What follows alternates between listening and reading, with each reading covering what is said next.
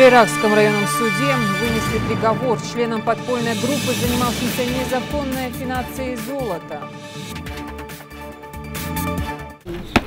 Товарищ генерал-майор, старший лейтенант полиции получен наград прибыл. День ГИБДД – профессиональный праздник тех, кто в ответе за нашу безопасность. Торжества без отрыва от службы.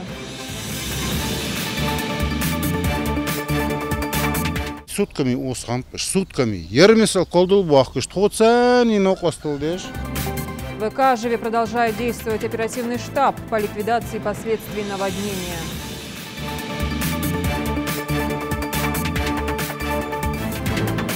Чем помочь и как защитить? В региональном Минсельхозе провели совещание с руководителями ГУПов и КФХ республики. В школе там закрытое пространство, там немного людей, особенно из класса ты особо не выходишь, а тут открыто все. Ах, лето! Зульфия Мисаурова расскажет о том, как отдыхается в детском лагере Комарова.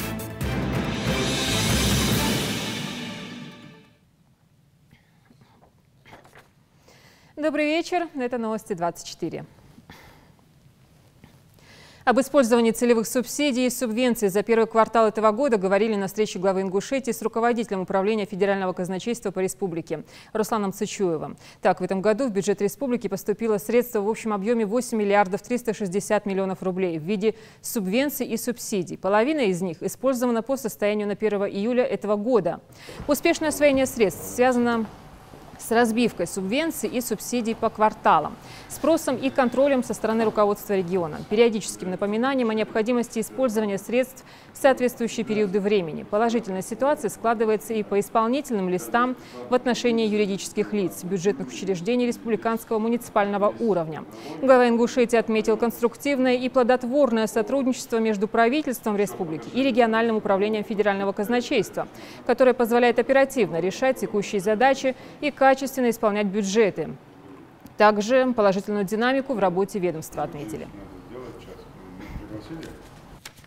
Чуть позже глава Ингушетии провел совещание на работе карьеров по добыче полезных ископаемых на территории Ингушетии. Так, в регионе в пользовании находится 30 карьеров, 13 из которых не осуществляют свою деятельность в связи с отсутствием спроса на добываемое сырье. 2 участка находятся на стадии геологического изучения.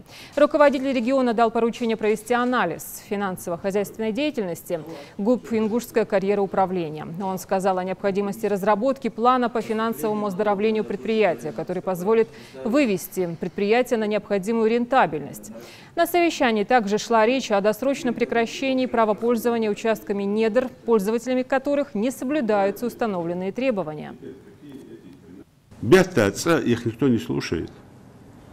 А если бы он знал, он бы всем сказал: «Кайнах, ваш жертвуйте, вождуйте, ермарху дачу. Вот ваша доля, остальное копилку государства. Мы все должны погасить это. Отчисления, налоги, поэтому разберитесь с этими участками, почему они закрыты и почему там, я сейчас хотел вот именно, чтобы услышать, почему отдали Актимиру в Халуз, Евкуру в Халуз, Гагию в Халуз, Вадела в Халуз. Если вы ему отдали в аренду карьер, то вы ему обижите его, фудидижвоз. Эрли фудидижвоз, Сарах фудидижвоз, Бята фудидижвоз. А что эти, не знаю, может, вы аренду, знаете, он же сам хочет в аренду взять. Тогда обижите его тогда, чтобы он долги не накапливал. А, первое, что он долги там на этом карьере гасит, б, он наращивает там уже доходы. План ясный, председатель правительства не утвердил у вас план. Вице-премьер не утвердил. Ты план карьеры управления не утвердил. У начальников карьеров нет никакого плана. Ханикишук план хал, частный, не частный хал. У кого-нибудь есть план задания на квартал, на месяц? Вы пока всех не привяжете к общей системе, Бог убачен. Ну, кстати, о добыче. Подразделение ФСБ России по Ингушетии арестованы члены подпольной группы, занимавшиеся незаконной аффинацией золота. Лаборатория находилась прямо на дому. По мнению следствия, дневной оборот составлял 2,5 килограммов золота или более 5 миллионов рублей. Напоминаю, в день. Приговор алхимикам вынесли в Джейракском районном суде. Эксклюзив от Алексея Ковтуна. Глядя с улицы на эти скромные ворота и ничем не примечательные дворовые постройки, вряд ли кто догадается, что они скрывают настоящее золотое дно. Вот, кстати, и оно. Тазик с золотоносной породой, уже выплавленный в самодельном тигле благородный металл. Вроде бы немного, но при цене за грамм от 2 до 2,5 тысяч рублей золота на этой тряпице хватит на покупку новенького Гелендвагена. Значит, Россия у нас по официальной статистике добывает официально где-то около 250 тонн в год. Соответственно, объем нашего цеха, который мы прикрыли, так сказать, позволял перерабатывать до 1 тонны. Афинажных заводов в России, по-моему, 4 или 5, могу ошибиться, но их немного. Соответственно, золото, которое находится в теневом обороте, обрабатывается только вот на таких небольших афинажных предприятиях. Ну, объем и стоимость можете примерно посчитать. Итак, золото. Желтый металл платиновой группы за номером 79 в периодической таблице Менделеева. В отличие от железа или, скажем, алюминия, золота на Земле очень мало, и оно всегда в цене. Государства хранят в нем запасы на черный день, простые граждане украшают им руки, шеи, дома и автомобили. Сколько драгоценного металла при этом крутится в теневой добыче, остается догадываться. Но есть технический нюанс. Золото мало добыть, надо еще и выплавить. Государственных афинажных заводов по пальцам перечесть, и вход туда для черных старателей закрыт. Вот и везут они породу к умельцам, таким как Магомед Нальгиев. На кадрах оперативной съемки его подпольная лаборатория выглядит неказисто, но первое впечатление обманчиво. Чистота выплавленного здесь металла соответствует самой высокой, 999 пробе. Засыпать чем? Это что? Это гидрозин, порошок. Потом минут 20-30, если что есть, посадят. Вот так буднично проходит подпольный афинаж. Чтобы добыть чистое золото из породы, его растворяют в жидком броме, водном растворе цианида и прочих ядовитых и неприятно пахнущих химикатах, которыми буквально забита подсобка нашего нелегального алхимика. В этих канистрах несколько тонн реактивов. Словом, дело это не быстрое, но вот финал работы уже остывает в керамическом тигле. Эти 2,5 килограмма желтого металла, по мнению следствия, итог лишь 1 дня работы подпольной лаборатории. Фактически бы задержали 2 человек на месте, да, то есть кто непосредственно участвовал в процессе. Но нужно понимать, что это как небольшое обособленное подразделение очень большой и разветвленной такой сети, именно которая начинается от скупки золота, доставки, переработки. Но золотой ручеек из Назрановского района больше не подпитывает теневой рынок драгметаллов. Джейрахский районный суд уже вынес свой приговор пойманным с поличным золотодобытчикам. И это должно стать тревожным звоночком остальным участникам преступной схемы. Вы нелегально добываете золото? Тогда эти ребята в камуфляже придут и к вам. Алексей Ковтун, Новости 24. В России начался отбор курсантов в военные вузы. Абитуриентам, которые успешно сдали единые экзамены, предстоят испытания профильные. В каждом училище они свои. Количество желающих связать свою жизнь с армией за последние годы увеличилось в несколько раз. Особый интерес к службе в элитных войсках. Так, например, в Рязанском высшем училище ВДВ в этот раз рекордный конкурс. Об этом более подробно доложил на встрече с главой Ингушетии военный комиссар республики Арам Акопян. По информации Акопяна, в прошлом году из заявленных 185 выпускников поступили лишь 22. В этом году желающих поступить в военное училище стало заметно больше. По мнению Юнусбека Евкурова, одних результатов ЕГЭ здесь недостаточно. Необходимо, чтобы уже сейчас молодые люди в полной мере осознали свой выбор и как следует подготовились. А низкий процент поступивших в военные вузы говорит о недоработке комиссариатов, отметил глава Ингушетии. По итогам встречи Юнусбек Евкуров дал ряд поручений. В частности, речь шла об усилении работы с выпускниками общеобразовательных школ республики, поступающими в военные учебные заведения. Ждем еще порядка 60 вызовов. Это общим числом. 136 уже получили и оформили билеты. Еще 60 ждем. Еще ждем 60, да. Так, и прогноз какой у нас? Прогноз. Планируем, что поступит порядка 28-35 человек. Почему так мало?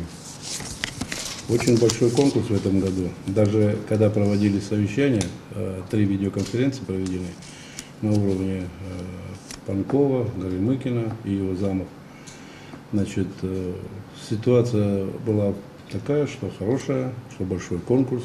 Даже в те училища, где было по 1, по 2, уже по 3, по 4 на место. То есть увеличение количества людей, желающих поступить в военное училище. мотивированного подхода, вот сейчас, который поступает и хотят поступить. Работы военкома, военного комиссариата, районных военных комиссариатов, с этими людьми никакой нет. Даже до такой степени же документы там придерживаются, не оформляют. Хотя эти должны делать работники военкомата, и они должны получить за это оценку какую-то. Или минус, или плюс, и за это должны быть наказаны, если они не сработали так, как должно быть. В 2016 году у нас отобрано 185, поступило 22 человека.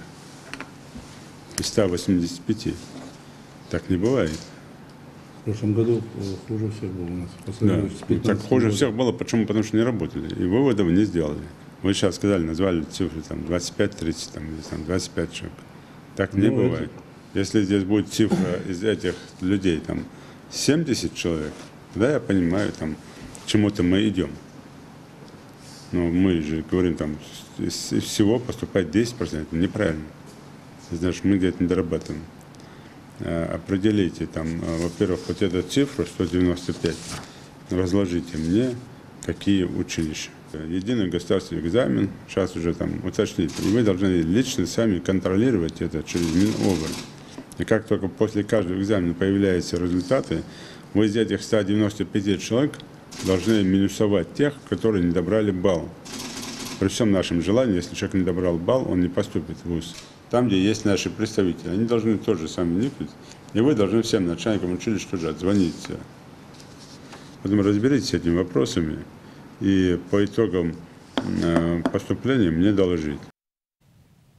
Свой профессиональный праздник сотрудники ГИБДД отметили на службе. Здесь же принимают поздравления и продолжают нести трудовую вахту. Период сейчас напряженный, время летних каникул, череда торжеств, да еще и установившийся зной подкидывает работы. Водители теряют бдительность. Репортаж Руслана Албагачиева. Товарищ генерал-майор, старший лейтенант полиции УДА получил наград прибыл. Эту заветную фразу сегодня произносят люди, отвечающие за порядок на дорогах. В торжественной обстановке свой профессиональный праздник отмечают ингушские сотрудники госавтоинспекции. Здесь только часть личного состава. Инспекторы ГИБДД в праздничные дни продолжают нести службу. От обыкновенных будней этот день отличается лишь цветом формы. Сегодня это парадная белая рубашка. Как говорят пилоты, количество взлетов должно равняться количеству посадок. Так и ваш выход на службу. Каждый выход должен равняться количеству выходов, количеству возвращений домой. Потому что помните, что дома вас ждут, дома вас любят. Всего вам самого наилучшего. Еще раз с праздником. Дай Бог вам здоровья. Для комфортной работы сотрудников полиции сегодня созданы все условия, начиная от новых корпусов управления и заканчивая камерами фото- и видеофиксации. Их за последние годы в регионе установили десятки, как на трассах, так и на городских улицах республики. В общем, сотрудники готовы бороться с правонарушителями в полной мере. На торжественном мероприятии вспоминали сегодня и коллег, погибших при исполнении служебного долга. Мы приурочили сегодня к празднику открытие памятника, как вот вы видите, погибшим сотрудникам. На сегодняшний день вот у нас в центральном аппарате ГАИ Республики 32 сотрудника, погибших при исполнении своего служебного долга. Поэтому мы приурочили к сегодняшнему празднику открытие данного памятника, чтобы увековечить их имена, чтобы подрастающие сотрудники, молодые сотрудники могли равняться на кого и понимать, что долг перед Родиной, он может быть и в том числе связан с жизнью своей. То есть, когда человек принимает присягу, он обязуется исполнить свой долг до конца. Вот эти люди исполнили до конца свой долг. Для кого-то праздник, а для этих ребят обычный рабочий день по обеспечению безопасности на дорогах республики. Прямо с торжественного построения лучший сотрудник ГИБДД Ингушетии 2017 года Мурат Белакиев заступает на дежурство по патрулированию. Поступил на работу в 2009 году. Для начала работа была очень сложная. Сейчас как-никак работа стала как-то полегче. Не проходит и 5 минут, и вот первый нарушитель, проезд на красный сигнал светофора. 481, примите право, остановитесь. 481. Инспектор Белакиев, ваши документы, будьте добры, пожалуйста. Свидетельство на транспортное средство и водительское удостоверение. Есть страховой полис. Евлай Ибрагим, вы нарушили правила дорожного движения, проехали на запрещающий сигнал светофора, то есть на красный свет. Вы будете привлечены по 12-12 административное наказание. Будьте добры, пожалуйста, пройдите патрульную машину. Автолюбители хоть и бывают часто недовольны работой полиции, но прекрасно понимают, что без их службы безопасно передвигаться по дорогам страны было бы невозможно. Если бы этих не было, вы знаете, этого порядка, все такое, были бы большие, конечно, аварии, были бы большие неприятности в республике тоже. Конечно, мне лично очень-очень, знаете, приятно то, что именно у нас есть вот эта ГАИ, особенно для нашей ГАИ, доблестная ГАИ. Во всех отношениях этого слова. Именно сегодня, 3 июля, исполняется 81 год со дня образования службы ГАИ ГИБДД в системе МВД России. Ее основные функции сегодня, как и прежде, борьба с аварийностью на дорогах. Они продолжают охранять общественный порядок. Еще одной важной задачей сотрудников является взаимодействие с обществом. Инспектор ДПС лейтенант Адам Тачиев – человек коммуникабельный и свою работу любит из-за возможности общаться с разными людьми. Работа у меня интересная, каждый день бывает что-то новое. Люди разные, бывают, встречаются вежливые, добрые, понимающие люди. А некоторые бывают дерзят, ругаются. Ну, каждый день всегда по-разному. Так нарушают немногие, бывают люди, придерживаются правил дорожного движения. Тонированные стекла, пьяный водитель, перебитые номера, незаконные парковки – это только часть нарушений, с которыми дорожные полицейские встречаются на дорогах. Сегодня госавтоинспекция занимает особую роль в обеспечении безопасности на дорогах республики. О ее позитивных показателях говорит статистика. Благодаря усилиям этого ведомства удалось в разы сократить количество смертей на дорогах. Коллектив ГИБДД состоит из более 400 человек. Ежедневно на дежурство выходит около 100 автоинспекторов. Их профессия и опасна, и трудна, ведь, уходя на работу, они не знают, что их ожидает: улыбка водителя или пуля от преступника. Руслан Албогачев, Адам Далаков, Новости 24.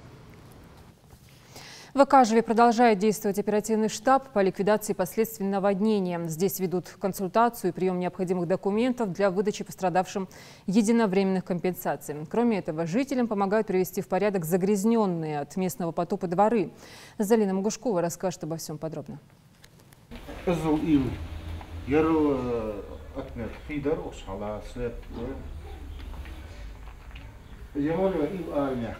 Четыре дня, как прошло 29 июня, однако по сей день он напоминает о себе следами на зданиях, смытыми дорогами и грязью в домах и в подвалах, порой кажущейся просто бесконечной.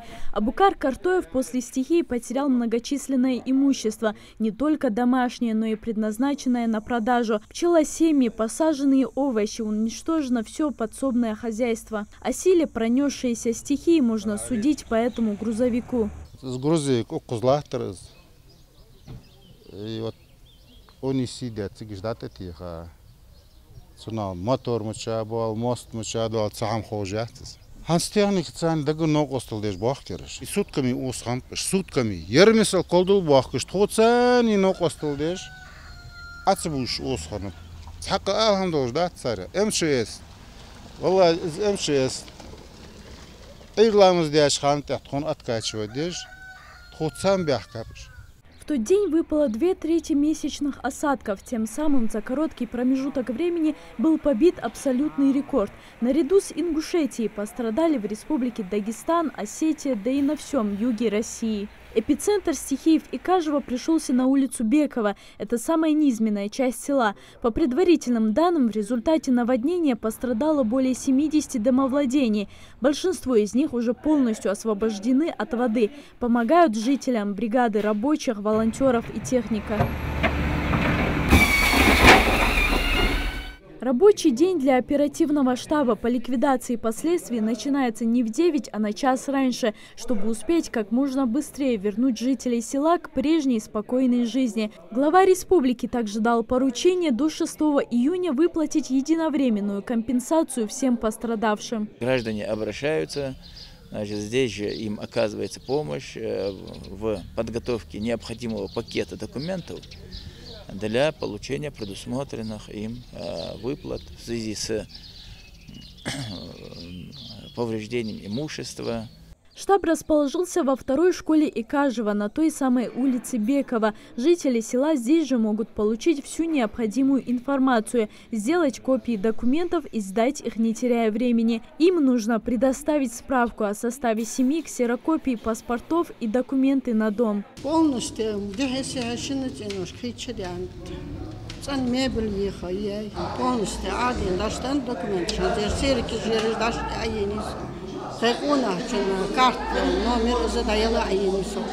Последствия этой чрезвычайной ситуации будут устранены в ближайшее время. Чтобы полностью исключить угрозу повторения подобного ЧС, правительством предпринимается целый комплекс предупреждающих мер. Залина Могушкова, Хаваш Гойгов, Новости 24. В селении Троицкая береговая линия все ближе подбирается к жилым домам. Всему виной паводки. Они подтачивают укрепительные зоны. Еще несколько ударов стихии и несчастных случаев не избежать. Репортаж Евы Ужаховой.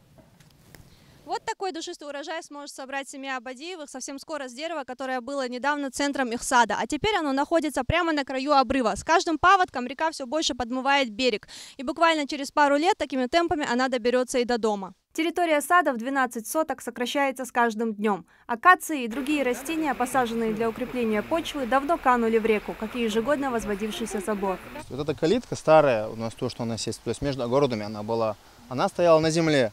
И еще за ней было метров 5-6 земли, соответственно. Но сейчас она висит над берегом, и мы, делать нечего, отступили, сделали новый забор, новую сетку поставили в 2012 году. То есть вот этот фундамент и сетка стояла на земле. Вот. Буквально вот года 4 очень сильная эрозия пошла, и берег начал очень сильно обваливаться, еще больше, то есть по сравнению с тем, что было еще. И вот 2 дня назад, 25 июня, 26 июня, вот сетка новая тоже обвалилась тут. Тимур неоднократно писал письма с просьбой об укреплении берега в региональный комитет экологии и Федеральное агентство водных ресурсов. В ответ они направили обращение в Минприроды России о выделении дополнительного бюджета для берегоукрепительных работ, но лишь в перспективе на 2019 год. От безысходности жители сельского поселения вынуждены были обратиться к полномочному представителю президента России в СКФО Сергею Меликову. Письмо было отправлено за подписью 6 семей, после чего по распоряжению регионального центра была создана комиссия, в состав которой вошли представители водного хозяйства и местной администрации. В мае этого года они выехали на место и составили акт осмотра. Будем делать укрепление, но в данный момент в администрации сельское поселение Троицкое таких возможностей нету. А что делать жителям? Жителям мы будем вверх писать, правительство примет какие-то меры по укреплению берега. Когда? Неизвестно. В итоге, посчитав ситуацию экстренной, глава села в поисках помощи обратился в центральный офис МЧС, но группа до сих пор не среагировала. Звонил МАГАЗ МЧС, чтобы приехали представители МЧС. Они дали номер Слепцовского, Богатурева.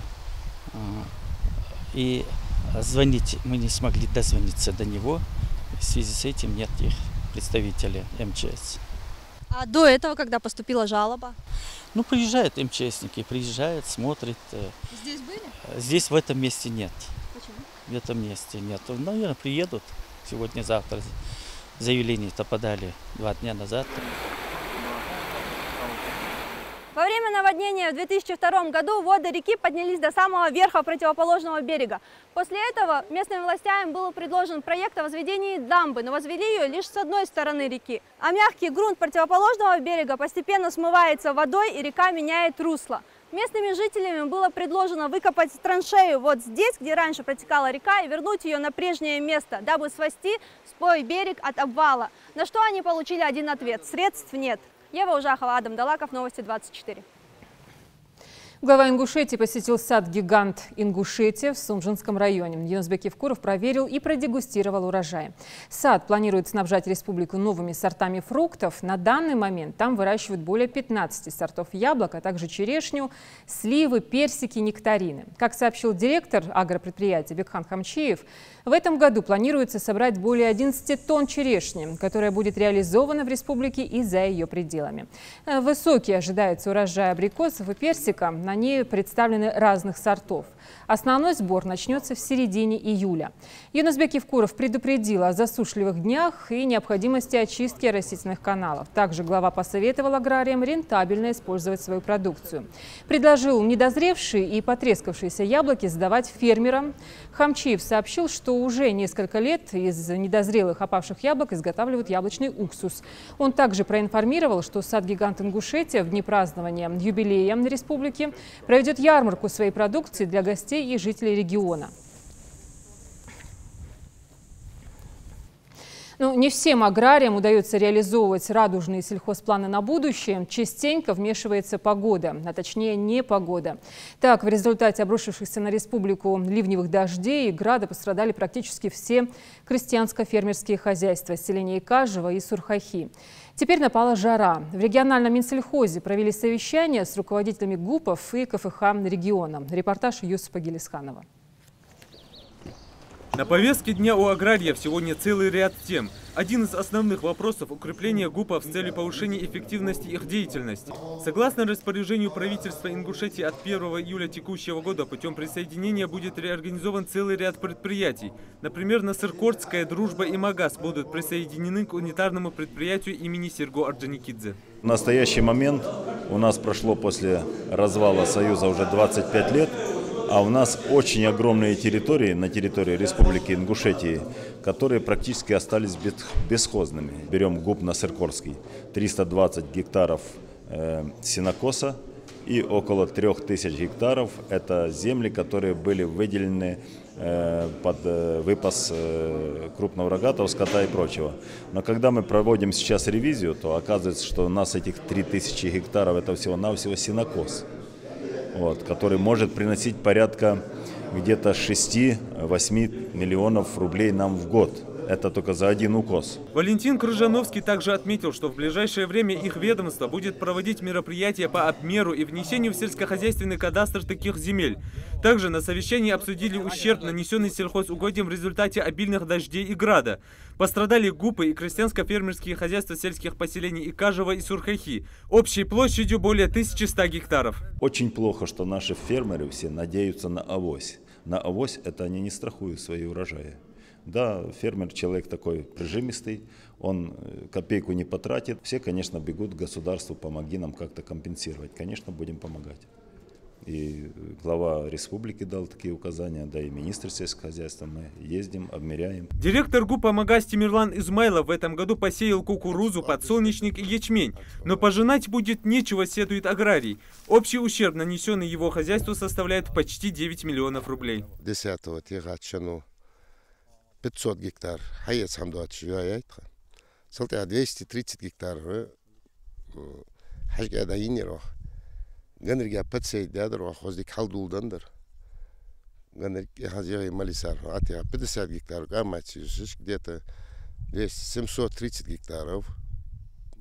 Он гужла картин $2. Когда аклаханс хамдей бейден даст, он гурахона сентябре.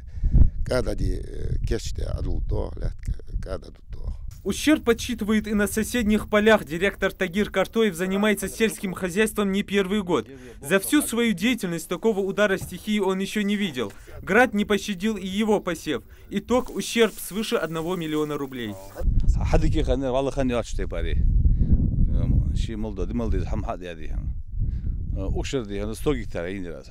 ГУПы и фермерские хозяйства сел Икажево и Сурхахи раскинулись на холмах. Здесь накопилась та вода, которая впоследствии испустилась в село к жилым массивам. Возделывание земли, внесение удобрений, посев культур – каждый этап работы требовало огромной самоотдачи и терпения. Поэтому потерять труд нескольких месяцев за считанные минуты обиднее всего, делится заместитель министра сельского хозяйства. Мухажир Албаков лично осматривает наиболее пострадавшие поля. Пострадать фермерские хозяйства, лята же бар 5 гектар сол ляхтажды пострадать. Ца государственное унитарное предприятие пострадать. Министерство шинит закон, что оно осту. Дед только из хада бокоды, янахца шей цака будто бубац. От природных катаклизмов никто не застрахован. Делать какие-то логические выводы в данном случае бессмысленно. Ровно как и бороться со стихией. Аграриям остается лишь надеяться на то, что в следующем сезоне погода будет более благосклонной. Исуп Гелесханов, Султан Булгучев, Новости 24. Ну и вот в МЧС предупреждают, в ближайшие дни в республике ожидается сильная жара, температура поднимется выше 40 градусов. Местами сохранится высокая пожароопасность. 4 класс объявлен. Водителям по возможности рекомендуют воздержаться от поездок на личном автотранспорте, либо быть предельно внимательными при дорожном движении. Ну а жителям советуют защищаться от воздействия прямых солнечных лучей. И напоминаю, телефон доверия Главного управления МЧС России по Республике Ингушетия 55 99 99. Новые силы прибывают в ряды журналистов национального телевидения. Интеллектуальные вливания периодически обеспечивает студия искусств. Так, в рамках сотрудничества учебного заведения с НТРК студенты отделения журналистики могут проходить здесь практику. Ну а лучшие из начинающих акул пера будут трудоустроены. Репортаж Амины Боковой. Мы сейчас расходимся, каждый за своим наставником, да, вот, и выезжаем на выезды. Кто-то из вас останется на текстах. Соответственно, я буду проверять, кто на что сейчас уже способен. Шеф-редактор новостей Лейла Цурова дает стажерам первое задание. В течение месяца ребята будут ездить на выезды, писать тексты, учиться делать сюжеты. Помогать им будут корреспонденты информационного отдела. Мадина Пугоева уже проводит инструктаж для будущих коллег. Никогда не думайте о том, что спросить. Чтобы спросить, как бы грамотно это спросить и так далее. Это самая большая ошибка. Не задавайте много вопросов подряд. С той мыслью, что раз уж много вопросов, соответственно, много ответов, и будет из чего выбирать. На самом деле это ошибка. Вы должны точно знать, чего вы хотите услышать, что вы хотите услышать от человека, и, соответственно, задавайте конкретные вопросы. 1-2 вопроса этого будет достаточно. Какие нужно задавать вопросы, как найти человека для интервью и что писать в текстах. Готовит к первому выезду практикантов и ведущий НТРК Алексей Ковтун. Начитывайте то, что написано себе вслух. Как только где-то какая-то ошибка будет, ваш язык там споткнется. Если вы себе 10, 15, 20 раз свой текст перечитаете, все ошибки из него уже сами вычлените, и редактор, получив от вас этот текст, говорит: вау, вообще ни одной ошибки. Конечно, потому что вы 20 раз перечитали, поэтому там ни одной ошибки нет. Инструктаж закончен, пора в бой. Фатима Бокова с нетерпением ждет первого выезда. Девушка всегда мечтала работать журналистом. Практика для нее – возможность проявить себя в качестве корреспондента и остаться работать на телевидении. Сегодня у нас будет выезд. Одним словом, тема такая, что вчера Мадина покупала самсу. Оказалось, самса – тесто без мяса. И она решила снять про это, съемки сделать. И она искала женщину, которая будет... которая обнаружит то, что мяса нет, и поговорить с производительницей. Информационный отдел самый динамичный и в то же время самый непредсказуемый на телевидении. Так что первые трудности не заставляют себя ждать. У кого-то выезд срывается, а те, кто поехали, понимают, что взять интервью не так-то просто. Обязательно не забудь спросить имя и фамилию. Сначала запиши также должность, где работает он, спроси его, где он работает обязательно. Записала это, потом, когда ты приедешь, тебе так будет легче. Тебе не нужно ждать, пока скинется материал. Ты сразу садишься писать текст, свои титры указываешь, и это намного облегчит тебе работу. Тем временем практиканта Мила Джамбулатова отправила со съемочной группой в Малгобекский район. Уже третий день люди находятся без воды. Мне выезд очень понравился непосредственно. Больше всего мне понравилось общение с людьми. Мне понравилось то, что наша возможность корреспондентов, возможность журналиста помочь этим людям. Потому что после того, как мы приехали, у нас такая приятная новость была, что воду дали наконец-то. Жители были очень рады этому. Уже по приезду начинается самая сложная часть – создание сюжета. Времени мало, эфир через 3 часа. Материал нужен к сроку. Прильнув к экрану мониторов, практиканты трудятся над текстами. Договор между студией искусств и национальной телерадиокомпанией был заключен еще в феврале этого года. Для студентов отделения журналистики уже неоднократно проводились экскурсии на национальном. Учащиеся общались с редакторами, ведущими и корреспондентами.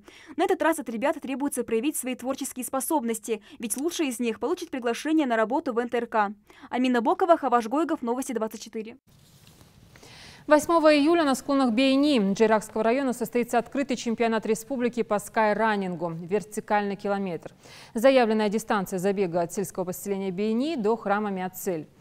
А это более 4 километров. Принять участие в чемпионате могут ребята от 18 лет и старше. Напомню, впервые турнир по скайранингу состоялся в регионе в конце мая этого года. Отборочный этап также проходил в Джейракском районе. Если вы хотите попробовать свои силы в забеге, вам необходимо отправить предварительную заявку в Минспорт. Летний отдых в Комарово – это активный досуг, веселые игры, знакомства. Каждый поток увозит массу впечатлений и желание вернуться в лагерь вновь. Здесь предусмотрены культурные, спортивные, военно-патриотические мероприятия. Без инициативных детей просто не остается. В этом убедилась наш корреспондент Зульфия Мислаурова. Многие из этих ребят в этом году приехали в Комарово впервые. Сверстники, веселые игры, различные спортивные площадки и забота воспитателей. Летний лагерь стал для этих ребят местом бесконечного праздника. На примере Сет Аздоева в прошлом году уже приезжала в комаровский лагерь. Девочке так понравилась смена, что в этом году с наступлением каникул она ни секунды не думала, где провести лето. У нас были веселые старты. Еще у нас были конкурс такой «Кораблик детства», и отборочный футбол, открытие второй смены. Еще у нас тут еще по вечерам бывают дискотеки. В Комарово отдыхают дети из всех районов республики. Каждую смену в лагере отдыхают по 20 дней. За это время для ребят проводят различные мероприятия, в том числе и военно-патриотические. Если мальчишки много времени проводят на футбольном поле и баскетбольной площадке, то девчонки предпочитают более спокойные игры и различные кружки. Мы постоянно ходим вместе, играем в шашки, шахматы, качаемся на качели, играем на площадке, мы поем, танцуем, всякие сценки ставим тоже вместе. Кормят детей здесь в 5 раз в день. Продукты только самые качественные и свежие. Меню разрабатывается с учетом возраста и предпочтений маленьких посетителей. Овощи, фрукты, мясные и молочные продукты. Все для того, чтобы дети получили необходимую дневную дозу витаминов. Хотя это повторе еды, мы готовим то, что они любят. Они любят фасолевый суп, тоже. Часто мы это делаем. Да. Где сестра составляет меню, все как по документам. Здесь редко встретишь ребенка с гаджетом. Негласно, детские лагеря решают назревающую острую социальную проблему. В школе там закрытое пространство, там немного людей, особенно из класса ты особо не выходишь, так что только весь класс получается у тебя друг. А тут открыто все, с кем хочешь, с тем и дружи, с кем захотел. И много появилось у тебя друзей? Очень много. Большая просторная столовая, уютные спальные комнаты, душевая и даже бассейн. В лагере для маленьких гостей предусмотрены все условия. Педагоги готовят сетку мероприятий, которые дисциплинируют детей. За каждое правильно и вовремя выполненное задание отряды получают баллы. Дух соперничества порой раскрывает скрытые таланты. По сетке у нас сетка, план работы. По сетке мы проводим мероприятия. Каждый день утром на линейке мы объявляем им мероприятия, которые будут проходить в течение дня. И они за то время, которое отведенное им, они готовятся. И мы стараемся проводить все мероприятия, которые им нравятся. Впереди у ребят больше 2 недель веселого и беззаботного времяпрепровождения. Каникулы еще не закончились, а многие из них уже знают, где проведут следующее лето. Зульфия Мислаурова, Мария Мистоева, Рахман Цуров. Новости 24. Следите за новостями на канале Ингушетия и до встречи в эфире.